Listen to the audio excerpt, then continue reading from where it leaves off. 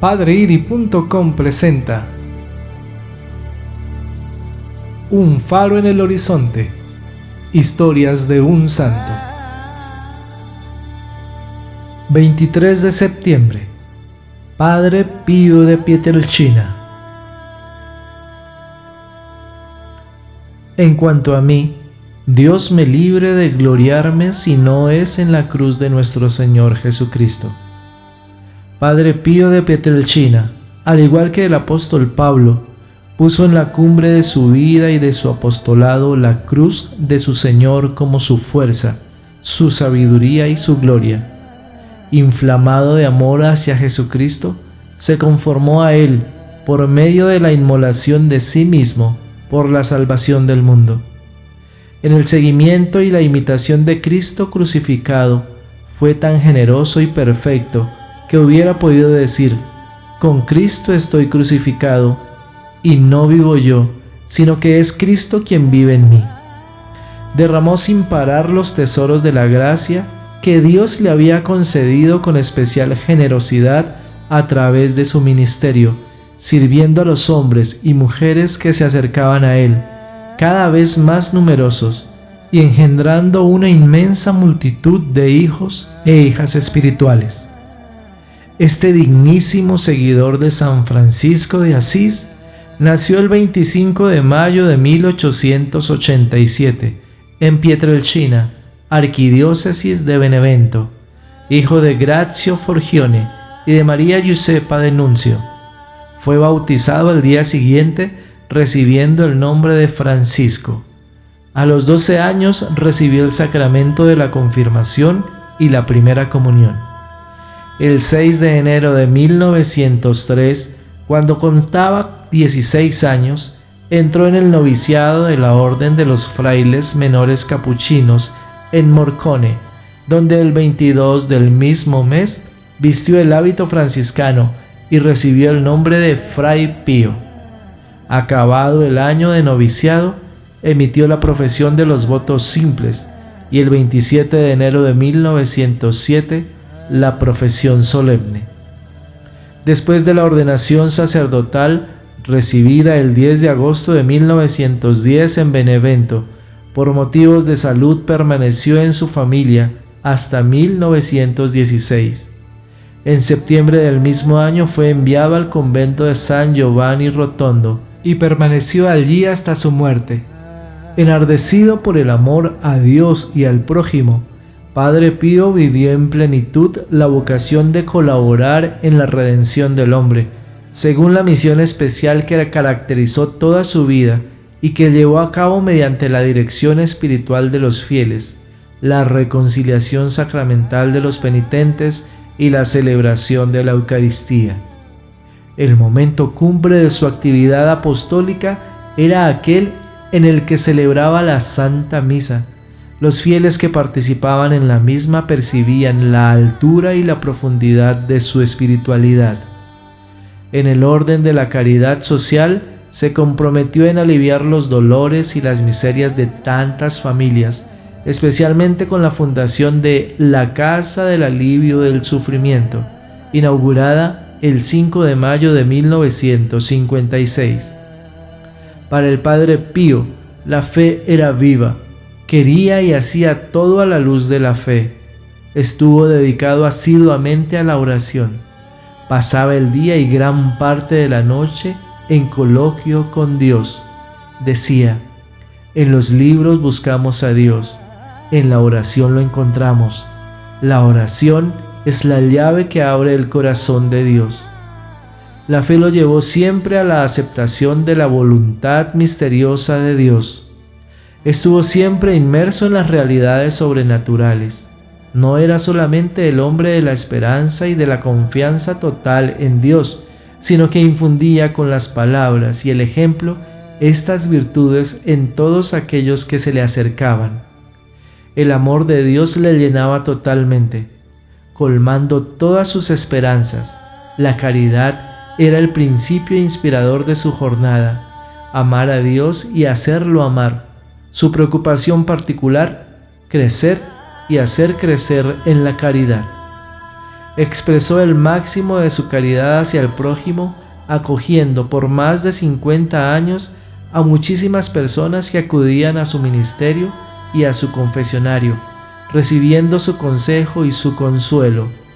Era común el asedio.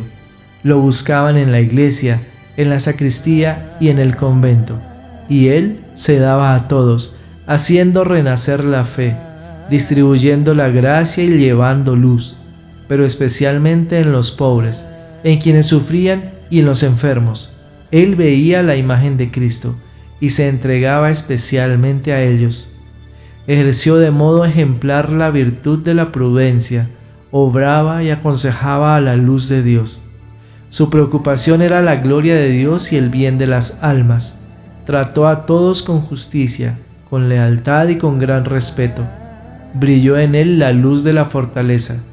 Comprendió bien pronto que su camino era el de la cruz y lo aceptó inmediatamente con valor y por amor. Experimentó durante muchos años los sufrimientos del alma. Durante años soportó los dolores de sus llagas con admirable serenidad. Cuando tuvo que sufrir investigaciones y restricciones en su servicio sacerdotal, todo lo aceptó con profunda humildad y resignación. Ante acusaciones injustificadas y calumnias, siempre calló, confiando en el juicio de Dios, en sus directores espirituales y de la propia conciencia. Recurrió habitualmente a la mortificación para conseguir la virtud de la templanza, de acuerdo con el estilo franciscano. Era templado en la mentalidad y el modo de vivir. Consciente de los compromisos adquiridos con la vida consagrada, observó con generosidad los votos profesados. Obedeció en todo las órdenes de sus superiores, incluso cuando eran difíciles. Su obediencia era sobrenatural en la intención, universal en la extensión e integral en su realización. Vivió el espíritu de pobreza con total desprendimiento de sí mismo, de los bienes terrenos, de las comodidades y de los honores. Tuvo siempre una gran predilección por la virtud de la castidad. Su comportamiento fue modesto en todas partes y con todos. Se consideraba sinceramente útil, indigno de los dones de Dios, lleno de miserias y a la vez de favores divinos. En medio de tanta admiración del mundo, repetía: «Quiero ser solo un pobre fraile que reza». Su salud, desde la juventud, no fue muy robusta, y especialmente en los últimos años de su vida empeoró rápidamente. La hermana muerte lo sorprendió preparado y sereno el 23 de septiembre de 1968 a los 81 años de edad. Sus funerales se caracterizaron por una extraordinaria concurrencia de personas. El 20 de febrero de 1971, apenas 3 años después de su muerte, Pablo VI, dirigiéndose a los superiores de la orden capuchina, dijo de él: «Mirad qué fama ha tenido, qué clientela mundial ha reunido en torno a sí. Pero, ¿por qué? Tal vez porque era un filósofo, porque era un sabio, porque tenía medios a su disposición, porque celebraba la misa con humildad, confesaba desde la mañana a la noche y era, es difícil decirlo, un representante visible de las llagas de nuestro Señor. Era un hombre de oración y sufrimiento». Ya durante su vida gozó de notable fama de santidad, debida a sus virtudes, a su espíritu de oración, de sacrificio y de entrega total al bien de las almas. En los años siguientes a su muerte, la fama de santidad y de milagros creció constantemente, llegando a ser un fenómeno eclesial extendido por todo el mundo y en toda clase de personas. De este modo, Dios manifestaba a la Iglesia su voluntad de glorificar en la tierra a su siervo fiel. Existen en el mercado videos de 2 vidas de santos. Uno, el beato Juan XXIII, y otro, de San Pío de Pietrelcina. La entrada de uno y de otro video nos prepara para 2 vidas santas, pero cada una bien diferente.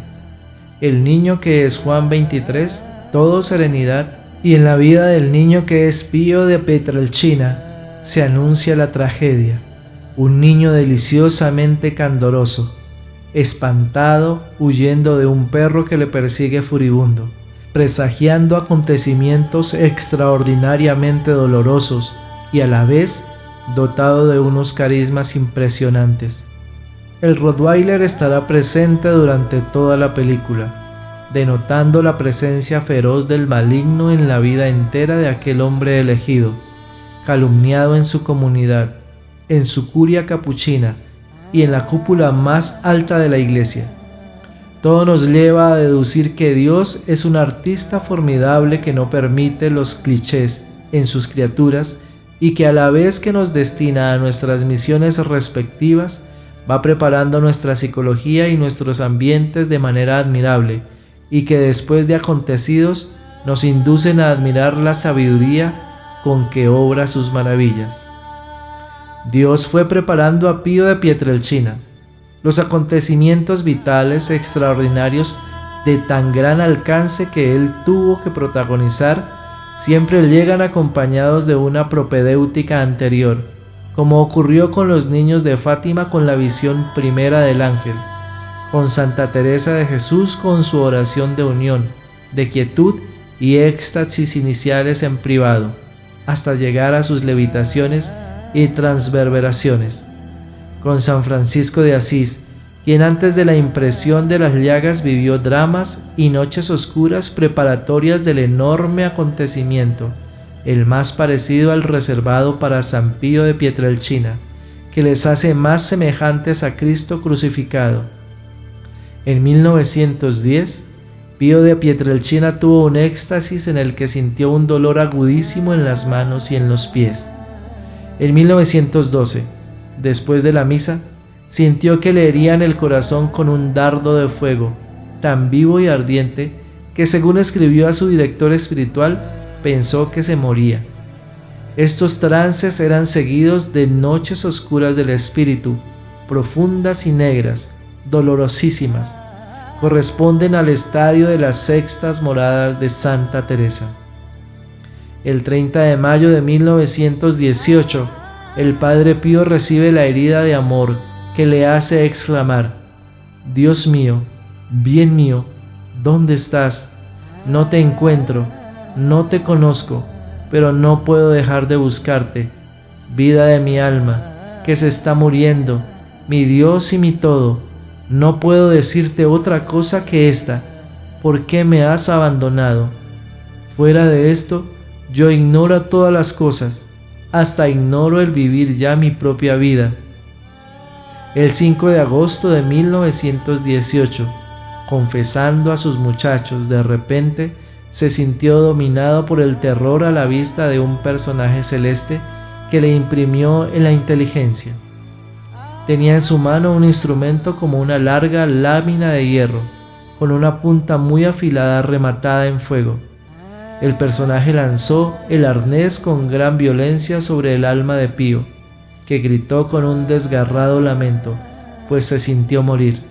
Le dijo al niño que estaba confesando que se retirara porque se encontraba mal. Su relato reproduce al pie de la letra la transverberación de Santa Teresa de Jesús, como la describe ella en el libro de la vida. Me veo sumergido en un mar de fuego. La herida, que sigue abierta, continúa siempre sangrando. Ella sola me mataría. Este martirio duró sin interrupción hasta la mañana del día 7. Le resulta imposible decir todo lo que sufrió en este tiempo. Sentía que le arrancaban las vísceras y que eran quemadas a fuego y hierro. Desde aquel día se sintió herido de muerte, experimentando en lo profundo de su alma una herida que está siempre abierta y que le hace padecer continuos espasmos. El 20 de septiembre de 1918, estando en el coro después de misa, entró en un sosiego como de un dulce sueño. Envuelto en un silencio total, se apoderó de él una gran paz y abandono en un despojo total. Se vio ante un misterioso personaje de cuyos pies y manos manaba abundante sangre. Su vista se llenó de terror.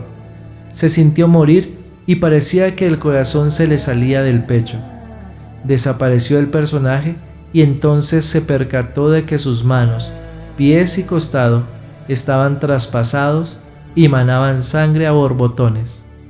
El dolor, los espasmos y la confusión que le acompañaban, junto al derroche de sangre que emana de sus heridas, le hacen temer morir desangrado. El Padre Pío dice: oraba y el gozo y el contento crecían en mí. Un gran resplandor golpeó mis ojos y se me apareció Cristo llagado. No me dijo nada y desapareció. Cuando volví en mí, me encontré caído en tierra, llagado, sangrando las manos y los pies y el corazón, y no tenía fuerzas para levantarme.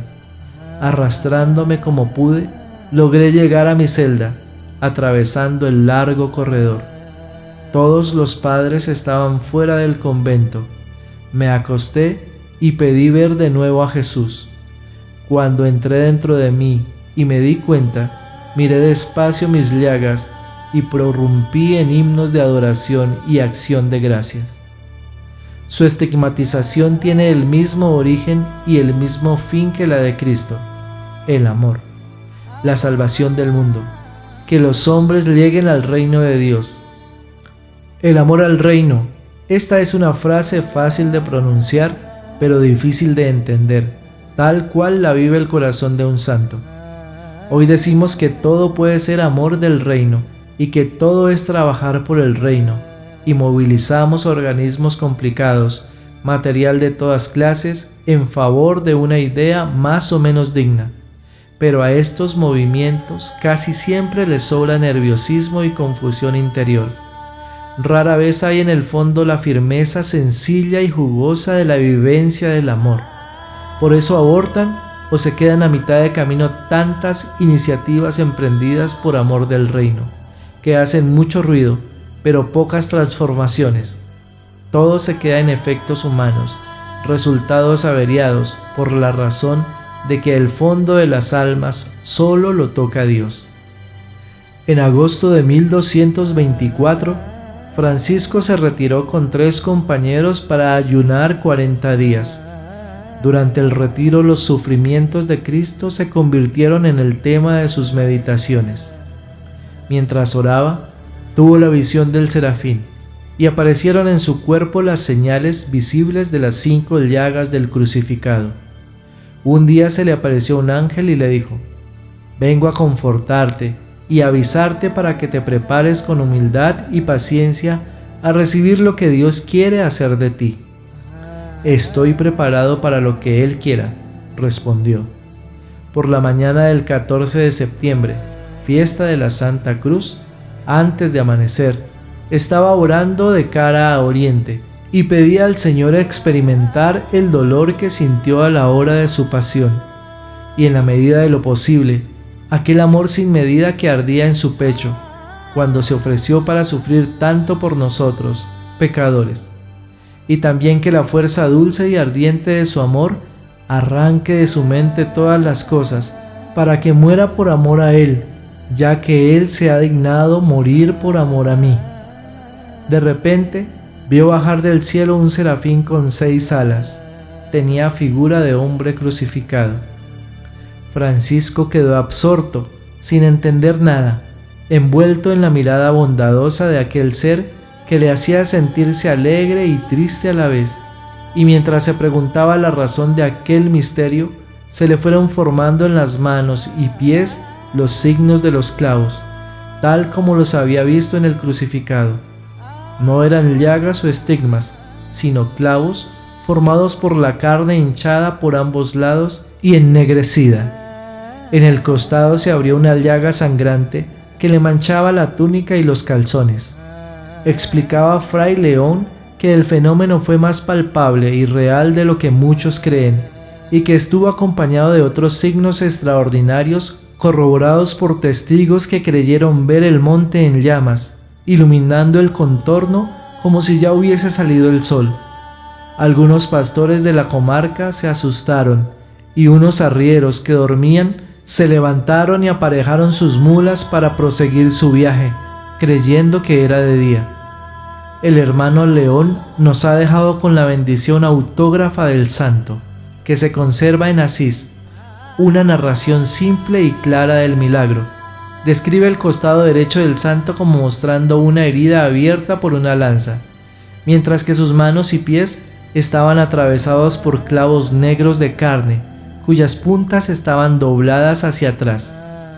Después de recibir los estigmas, Francisco sufrió dolores cada vez mayores en todo su cuerpo frágil, ya de por sí debilitado por la continua mortificación.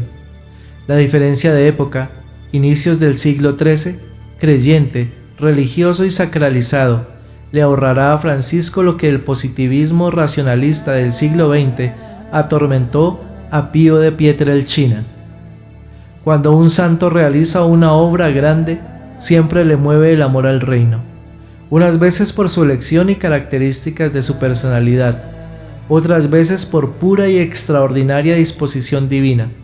En uno y en otro caso, el santo se sitúa allí donde sabe que pasan las almas de los hombres. Las almas y el ambiente van metidos en la carne y son los que desencadenan la acción. Cuando se trae en la carne propia un destino salvador de sí mismo y de los que le rodean, la acción no puede estar pendiente de un suceso extraño que surja de improviso. Pero el gran apostolado, la acción poderosa sobre las almas, solo se ejerce desde el amor.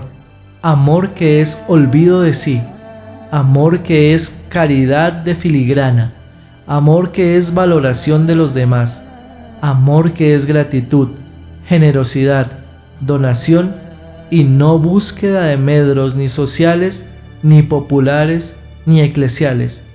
Amor que no estrepa, que no es buscador de sus alabanzas y negación de las estimulaciones a los hermanos. Dicen que para que no sucumban a las tentaciones de vanidad, y es mentira, porque si hay caridad de verdad, hay que saber que son más numerosas las tentaciones de desaliento que necesitan estímulo y reconocimiento que las de vanidad, y se sumergen en el silencio. Silencio porque la palabra que alaba nos parece que si la damos a los demás, nos la restamos a nosotros. Llega el ostracismo. Lo que no se alaba no existe, y la indiferencia, sino la malquerencia y la rivalidad. Intentan eso infantilmente, que el mérito no exista. Y el apostolado en este caso es solo apariencia, no realidad, y por ese camino se acaba en el desierto. Salvar almas por el amor y con el sacrificio es muy lento, costoso, angustioso y doloroso. Hay que preparar el instrumento, pulirlo, purificarlo, sanarlo, santificarlo. Solo el instrumento identificado con el agente de la salvación, por la gracia que es Dios, puede hacer las grandes obras de Dios. De no ser así, solo se consiguen chapuzas. Hacer milagros para atraer a la gente u organizar actos folclóricos para que nos sigan sería tentar a Dios. Jesús, frente a esta seducción que tanto atraía a sus contemporáneos e incluso a sus discípulos, acepta el plan del Padre, el mesianismo doliente, profetizado por Isaías con los medios humildes y pobres propios del reino de Dios. Es la tentación del exhibicionismo, tan frecuente en los que están empeñados en algún apostolado, manifestarse, dispuestos a gestos brillantes y espectaculares, a dejarse llevar en olor a popularidad. Rehuirán todo lo que sea trabajo oscuro, anónimo, abnegado, silencioso, dispuestos a llevar la bandera, pero remisos a cargar con la cruz. El Evangelio no es la promesa de éxitos fáciles, sal o azúcar. ¿Hay que eliminar la cruz para hacer un cristianismo más fácil? Cuando la verdadera doctrina es impopular, no es lícito buscar una fácil popularidad, nos dice Juan Pablo II en Cruzando el umbral de la esperanza. Es la tentación que sufrirá ya en la cruz, baja para que creamos en ti. Todo esto te daré. Si te ven sentado en un trono de oro, Te seguirán los hombres mejor que si te ven en la cruz. Es la tentación de la idolatría y la del mesianismo triunfalista, humano y terreno. Si en las otras tentaciones no ha conseguido Satanás que Cristo rebaje su mesianismo al simple materialismo de un reformador social o al brillo de un milagrero, intenta ahora que se limite al puro poder humano, que se contente con el mundo y se olvide de las almas. Los reinos de la tierra están fundados en la fuerza y se mantienen con la mentira. ¿Cuántas veces se ha creído que el poder y el dinero eran caminos apostólicos? Pero no vamos a ser tan ingenuos de pensar que las multitudes que llenaban la plaza de San Pedro hasta el Tíber eran movidas por la veneración de las llagas del Padre Pío. Son los innumerables milagros suyos, los favores que las almas han recibido y reciben. Después de multiplicar los panes, el pueblo de Israel quiso aclamar Rey a Jesús, pero son menos los que le siguen desinteresadamente y se detienen a pensar que tantos milagros y misericordia y frutos de su apostolado han sido comprados con sangre humana, lágrimas de un hombre, sufrimientos indecibles de una persona doliente durante su larga vida. Me parece que son pocos los cristianos dispuestos a pagar el precio de la extensión del reino de Dios, aunque no sea tan alto como el que pagó San Pío de Pietrelcina, y más aún, el Maestro, el crucificado del Calvario. Quizás se busca el reino, pero también el éxito y el triunfo. Somos capaces de posponer nuestro metro personal al éxito del reino. Nos hemos creado un cristianismo fácil y acomodado, y esto ya viene de lejos. Cuando Lutero comienza en el siglo XVI la Reforma, lo primero que suprime es el sacrificio de la misa. Cristo nos ha redimido y ha pagado por todos en la cruz. La redención ha sido hecha para siempre, pero eso ya ha pasado. A continuación abolirá el celibato sacerdotal, comenzando él a dar ejemplo, sacando a Catalina Bora del convento para casarse con ella. Sembrada la semilla, las cosechas se multiplicarán, sobre todo las más halagadoras del hombre terreno. Pagar el precio del pecado cuando hay un eclipse de pecado resulta una acción innecesaria y escasamente rentable en la vida actual. Nunca debemos olvidar que San Pablo nos enseña cómo supera él con alegría sus tribulaciones. Suplo en mi carne lo que le falta a la pasión de Cristo. ¿Es que no fue completa? Superabundante, pero en la cabeza, y ahora es a nosotros, los miembros de esa cabeza, a quienes nos corresponde ayudarle a corredimir las almas del pecado con nuestros propios padecimientos por su amor y el de los hombres, que nos vendrán dados o que con generosidad habremos de proporcionarnos nosotros, de acuerdo con nuestra diligencia amorosa. Los dolores del Padre Pío no son sólo fisiológicos e incómodos. Sus llagas no estaban allí de adorno. Su sufrimiento misterioso es una participación del de Cristo agonizante. Es un miembro eminente de la Iglesia que compadece con el Redentor y que con él redime. Su eficacia en el cuerpo místico de Jesús es enorme. Visiblemente contemplamos el día de su canonización la extensión, si no la intensidad de su dimensión. Ejemplar lección para este mundo nuestro de eficacia y de ejecución, que solo cuenta lo que aparece y lo que se ve y lo que se cuenta. El Padre Pío de Pietrelcina, el pobre fraile que reza, contempla en su cuerpo lo que le falta a la pasión de Cristo, porque él lleva en su carne las llagas de su Señor Jesús, que se actualiza cada día en la celebración de la Eucaristía.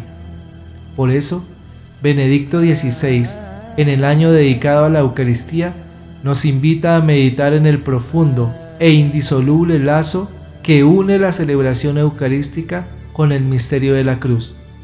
Cada misa actualiza el sacrificio redentor de Cristo. Al Gólgota y a la hora de la muerte en la cruz, según la encíclica Ecclesia de Eucaristía, vuelve espiritualmente todo presbítero que celebra la Santa Misa, junto con la comunidad cristiana que participa en ella. La Eucaristía es el memorial de todo el misterio pascual: pasión, muerte, descenso a los infiernos, resurrección y ascensión al cielo. Y la cruz es la manifestación impactante del acto de amor infinito con el que el Hijo de Dios ha salvado al hombre y al mundo del pecado y de la muerte. Después de la consagración, la asamblea de los fieles, consciente de estar ante la presencia real de Cristo crucificado y resucitado, aclama: anunciamos tu muerte, proclamamos tu resurrección. Ven, Señor Jesús. Con los ojos de la fe, la comunidad reconoce a Jesús vivo con los signos de su pasión, y junto a Tomás, llena de maravilla, puede repetir: Señor mío y Dios mío. La Eucaristía es misterio de muerte y de gloria como la cruz, que no es un incidente en el camino, sino el pasaje por el que Cristo entró en su gloria y reconcilió a la humanidad entera, derrotando toda enemistad. Por este motivo, la liturgia nos invita a implorar con esperanza confiada: quédate con nosotros, Señor, que por tu santa cruz has redimido al mundo. La mayor caridad es arrancar almas atraídas por Satanás y ganarlas para Cristo. Nadie mejor que María nos puede enseñar a comprender y a vivir con fe y amor la Santa Misa, uniéndonos al sacrificio redentor de Cristo. Cuando recibimos la comunión, como María, y unidos a ella, nos abrazamos al madero de Jesús, que con su amor ha transformado en un instrumento de salvación, y pronunciamos nuestro amén, nuestro sí, al amor crucificado y resucitado. Siempre eran impresionantes las misas del Padre Pío. Duraban hasta 3 o 4 horas y la jerarquía hubo de intervenir para ponerle límite, que él con gracia respondió que en el Calvario no había relojes. Sus lágrimas y sollozos eran constantes, como lo fueron los del cura de Ars y los de San Ignacio de Loyola. Hoy cualquier neurólogo o psiquiatra diagnosticaría depresión, neurastenia o psicopatía, pero como María estuvo en el Calvario ante su Hijo crucificado y agonizante, está también llorosa con la Iglesia y como Madre de la Iglesia en nuestras celebraciones eucarísticas. A pesar de que el Dr. Fiesta publica en el libro Entre los misterios de la ciencia y las luces de la fe el carácter sobrenatural de los estigmas del Padre Pío, el Papa Benedicto XV y el Santo Oficio envían a San Giovanni Rotondo observadores de confianza. El 20 de marzo de 1920 llega por orden del Papa el arzobispo de Simla, Anselmo Eduardo Kenali, desconfiado de las manifestaciones místicas. Al término de la vista escribe: he venido, he visto y he sido vencido. En San Giovanni Rotondo tenemos un verdadero santo, privilegiado por Dios con las 5 llagas de la pasión y con otros regalos que leemos en la vida de los grandes santos. No hay la mínima afectación en el comportamiento o en la conversación del Padre Pío. Es observante y laborioso. Recibe grandes regalos de Dios, sabe sufrir y también sabe sonreír. Sobre el estigmatizado se acumulan las nubes de la gran prueba. Satanás se prepara a desencadenar un violento ataque sobre el débil, enfermo, doliente Padre Pío. El 18 de abril de 1920 llega a San Giovanni Rotondo el Padre Agustín Gemelli, fraile franciscano, médico, psicólogo, científico de fama mundial que ha fundado en Milán la Universidad del Sagrado Corazón. Se encuentra con el Padre Pío y recibe una favorable impresión y escribe: cada día constatamos que el árbol franciscano da nuevos frutos y esto es el consuelo más grande para quien se alimenta y vive de este maravilloso árbol. Pero su actitud cambia cuando no le dejan ver y examinar como médico los estigmas del Padre Pío sin un permiso del Papa. Decepcionado e irritado, vierte afirmaciones imprudentes en una publicación sobre los estigmas de San Francisco, sobre el fraile estigmatizado de Pietrelcina, y manifiesta juicios discutibles sobre él, azuzando durante años disputas, polémicas, juicios superficiales, incredulidad y escepticismo sobre sus estigmas, sus fenómenos de bilocación, el perfume de violeta, de rosas y otras flores que le acompañan. Con las intervenciones del padre Gemelli, la actitud de las autoridades eclesiásticas empieza a cambiar hacia el Padre Pío. En enero de 1922 muere el Papa y le sucede Achille Ratti, Pío XI, milanés, amigo del padre Gemelli. Fue tal la prueba que el Padre Pío confiesa: estoy extremadamente amargado, y si Jesús no viene pronto en mi ayuda, veo que tendré que sucumbir bajo la prueba. Desde el 31 de mayo de 1923 hasta el 16 de julio de 1933, el Padre Pío permanece con intermitencias suspendido por el Santo Oficio, a pesar de que el Papa Pío XI, ante la extrañeza de su bilocación ante él, pues mientras hablaba con algunos cardenales y prelados sobre la decisión de suspenderle la divinis, entró de repente en el estudio del Papa un fraile capuchino. Todos se miran y el mismo Papa se pregunta quién le ha dejado entrar. El fraile se acerca al pontífice, se arrodilla, le besa el pie y le dice: «Santidad, por el bien de la Iglesia, no permita esto». Se levanta, va hacia la puerta y sale. El Papa ordena a su secretario preguntar a todas las personas para descubrir por qué aquel fraile ha entrado sin haber sido detenido, pero ni los conserjes, ni los guardias, ni los secretarios han visto ningún fraile.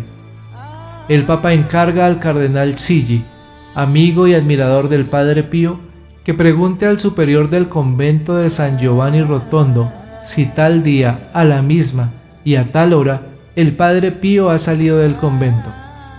El Padre Pío no ha dejado el convento ni un instante. Al oírlo, el Papa dice: «Aquí está el dedo de Dios». A pesar de ello, el 23 de mayo de 1931, el Santo Oficio dicta: «Al Padre Pío de Pietrelcina le son retiradas todas las facultades ministeriales, menos la de celebrar la misa, pero solo dentro del convento, sin participación de fieles. Dócil, acepta con paciencia y resignación, consciente que en los superiores se manifiesta la voluntad de Dios. Satanás se ha aprovechado de las estructuras eclesiásticas para tratar de derribar a este sacerdote. Era demasiado peligroso para el demonio el ministerio sacerdotal de este gigante de la historia de la Iglesia, en quien se repite el caso del cura de Ars. Hay un duelo feroz entre Satanás y este humilde ministro de Dios, que ha reconciliado durante más de 60 años a millares de pecadores con Dios misericordioso. El Padre Pío se dedica a la oración y el estudio. Celebra la misa que dura 2 horas y hasta 4. En el Calvario, dice, no había relojes. Se dedica al estudio. Lee la Divina Comedia, la historia de la Iglesia de Robracher, otros textos clásicos de espiritualidad y los padres de la Iglesia. Se manifiesta sereno y tranquilo. Come poco y no cena nunca. Por la mañana no desayuna ni toma el café. Los estigmas le causan pérdida continua de sangre. Un vaso pierde cada día. Le resulta doloroso caminar por los estigmas de los pies. Le ven en el coro rezar y que a menudo se seca las lágrimas.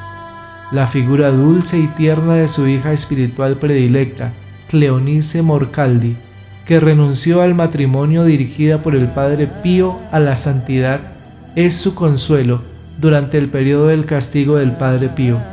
Una de las pocas personas que pudo verlo cada día era Pedro el Ciego, a quien Cleonice le entregó una carta para el Padre, confirmándole que ella y sus otras hijas espirituales están serenas y llevan con paz la cruz de su separación. Cleonice Morcaldi describe la desolación en que viven por la separación del Padre Pío. Le destituyeron del cargo de director de la Tercera Orden Franciscana. Trasladaron el colegio de los frailes a otro convento. Allí solo quedó el Padre Superior y otro fraile. Las hijas espirituales de San Giovanni Rotondo ya no subieron al convento, y la dulce víctima quedó sola, como Jesús en el desierto, en el huerto y en el Calvario.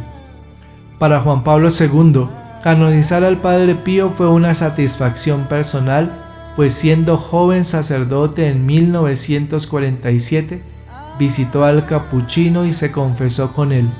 Le visitó otras 2 veces en San Giovanni Rotondo, siendo cardenal de Cracovia en 1974 y siendo papa el 23 de mayo de 1987. Desde Cracovia le había escrito 2 cartas, pidiéndole oraciones para que Wanda Polstauska, conocida suya y madre de familia, fuera curada de cáncer, y agradeciéndole la gracia recibida. El domingo 16 de junio del año 2002, el sumo pontífice pronunció con emoción y dificultad la fórmula de la canonización. Declaramos y definimos que el Beato Pío de Pietrelcina es santo y le inscribimos en el catálogo de los santos. Su fiesta será celebrada en toda la Iglesia Universal el 23 de septiembre, fecha de su fallecimiento o nacimiento para el cielo. Pero no vamos a ser tan ingenuos de pensar que las multitudes que llenaban la plaza de San Pedro hasta el Tíber lo hacían movidas por la veneración de las llagas del Padre Pío. Eran los innumerables milagros suyos, los favores que almas habían recibido y reciben. Insisto, cala el pensamiento de que tantos milagros y misericordia y frutos de su apostolado han sido comprados con sangre humana, lágrimas de un hombre, sufrimientos indecibles de una persona doliente durante su larga vida. ¿Estamos los cristianos dispuestos a pagar el precio de la extensión del reino de Dios, aunque no sea tan alto como el que pagó San Pío de Pietrelcina, y más aún, el Maestro, el crucificado del Calvario? ¿O por el contrario, buscamos el reino, pero también nuestro éxito y nuestro triunfo? ¿Somos capaces de posponer nuestro medro personal al éxito del reino? De todas formas, su apoteosis fue un plebiscito de cariño al que tanto debían y de cuyo dolor sigue viviendo la Iglesia, que tiene una cabeza coronada de espinas y el corazón roto, y sus miembros dolientes tratando de hacerse cada vez más conscientes por el estudio y la formulación de su deber de suplir en su carne lo que le falta a la pasión de Cristo.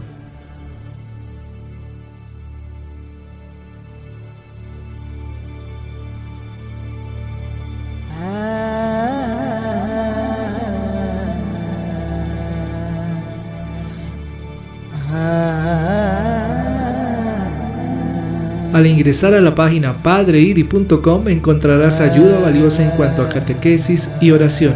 Asimismo, en su canal de YouTube, los videos diarios del Evangelio, el Santo del Día y el Año Josefino.